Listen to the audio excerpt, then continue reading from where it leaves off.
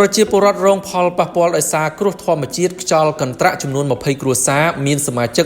117នាក់នៅឃុំទ្រាស្រុកកណ្ដាលស្ទឹងបានទទួលអំណោយមនុស្សធម៌ពីសាខាកាកបាទក្រហមកម្ពុជាខេត្តកណ្ដាលនារសៀលថ្ងៃទី10ខែសីហាឆ្នាំ2026នេះឯកឧត្តមគួចចម្រើនប្រធានគណៈកម្មាធិការសាខាកាកបាទក្រហមកម្ពុជាខេត្តកណ្ដាលបានដឹកនាំគណៈប្រតិភូសាខាអញ្ជើញចុះជួបសំណេះសំណាលសួរសុខទុក្ខនិងបាននាំយកអំណោយមនុស្សធម៌របស់កាកបាទក្រហមកម្ពុជាទៅចែកជូនដល់គ្រួសាររងផលប៉ះពាល់ដោយសារខ្យល់កន្ត្រាក់ចំនួន20ខ្នងផ្ទះស្មើនឹង20គ្រួសារនៅភូមិត្រោះឃុំទ្រាស្រុកកណ្ដាលស្ទឹងខេត្តកណ្ដាលមានប្រសាសន៍សំណេះសំណាលជាមួយបងប្អូនប្រជាពលរដ្ឋរងគ្រោះឯកឧត្តមគួចចម្រើនបាននាំមកនៅប្រសាសន៍ផ្ដាំផ្ញើសួរសុខទុក្ខពីសំណាក់សម្ដេចគតិព្រឹទ្ធបណ្ឌិតប៊ុនរនីហ៊ុនសែនប្រធានកាកបាទក្រហមកម្ពុជាជូនដល់បងប្អូនរងគ្រោះទាំងអស់ដោយក្តីនឹករលឹកនិងអាណិតអាសូរយ៉ាងក្រៃលែងឯកឧត្តមបានបន្តថាកាកបាទក្រហមកម្ពុជាដែលមានសម្ដេចគតិព្រឹទ្ធបណ្ឌិតប៊ុនរនីហ៊ុនសែនជាប្រធានជានិច្ចកាលតែងតែណែនាំដល់មន្ត្រីថ្នាក់មូលដ្ឋានទាំងអស់ត្រូវយកចិត្តទុកដាក់ខ្ពស់ចំពោះសុខទុក្ខរបស់ប្រជាពលរដ្ឋទូទៅ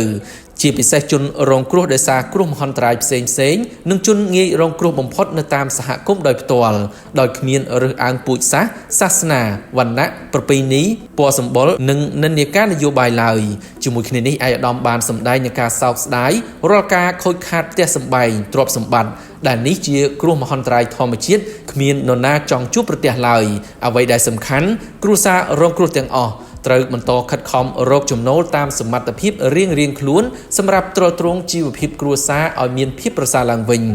ឆ្លៀតក្នុងឱកាសនេះឯកឧត្តមបានផ្ដាំផ្ញើដល់អាជ្ញាធរដែនដីគ្រប់លំដាប់ថ្នាក់បងប្អូនប្រជាពលរដ្ឋទាំងអស់ក្នុងរដូវវស្សាមានភ្លៀងធ្លាក់ច្រើនដូចនេះសូមជួយថែរក្សាសុខភាពគ្រួសារឲ្យបានប្រសើរពិសេសចូលរួមទាំងអស់គ្នាអនុវត្តវិធានការលុបបំបាត់ជំរកមូសខ្លាការពារឲ្យបានខ្ជាប់ខ្ជួនបំផុតកុំឲ្យមានជំងឺគ្រុនឈាមដល់សមាជិកគ្រួសារនិងនៅក្នុងសហគមន៍សូមបញ្ជាក់ថាគ្រោះមហន្តរាយខ្យល់កន្ត្រាក់នេះបានកើតឡើងកាលពីរសៀលថ្ងៃអាទិត្យទី9ខែសីហាឆ្នាំ2026កន្លងទៅដែលបណ្ដាលឲ្យដួលរលំនិងប៉ើងដំបូលផ្ទះប្រជាពលរដ្ឋចំនួន20ខ្នងស្មើនឹង20គ្រួសារដែលមានសមាជិករស់នៅសរុបចំនួន117នាក់ក្នុងភូមិចំនួន3នៃឃុំទ្រាហេតុការណ៍នេះពុំបានបណ្ដាលឲ្យមានផលប៉ះពាល់ដល់អាយុជីវិតរបស់មនុស្សនិងសត្វឡើយអំណោយមនុស្សធម៌ដែលបានផ្ដល់ជូនក្នុងមួយគ្រួសាររួមមានអង្ករ25គីឡូមី1កេស